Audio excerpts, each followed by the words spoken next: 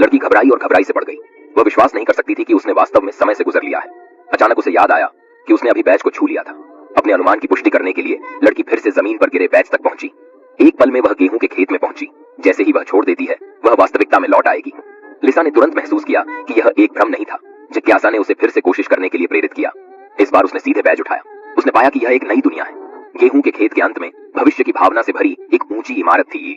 जैसे ही वह स्पष्ट दृश्य पाने के लिए पहुंची, लिसा स्तब्ध रह गई। क्या वह जगह जिसे उसने देखा समानांतर समय और स्थान हो सकता है? सामने खड़े व्यक्ति ने उसे बैज उठाने में मदद की पेशकश की, किंतु लिसा ने उसे तेजी से रोका।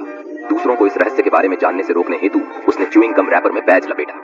संध्या को जब उसके पिता उसे लेने आए, लिसा ने बैज को घूरते हुए उसके हाथ में थमा दिया। उसके मन में एक साहसिक सोच जागी। उसने बैज को उठाकर पिता को छू दिया, पर पिता का व्यवहार बिल्कुल सामान्य था। लिसा यह मानने को तैयार नहीं थी, इसलिए उसने एक बार फिर बैज को छुआ। इस समय उसका शरीर हवा में हल्का हो गया था। इसका अर्थ था कि केवल वही इस बैज का इस्तेमाल कर सकती थी। बैज की वास्तविकता का पता लगाने के लिए उसने इससे जुड़ी जानकारी इंटरनेट पर खोजनी शुरू की। अंततः उसने अपनी खोज एक ग्रोसरी स्टोर में समाप्त की। वह जल्द ही स्टोर पर पहुंच गई।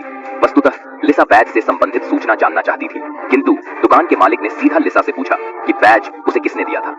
दूसरे पक्ष के स्वर को संदेहास्पद पाकर लिसा ने विदा होने की सोची, किंतु दुकानदार ने सचमुच में एक लेजर गन निकाली और लिसा की दिशा में तान दी।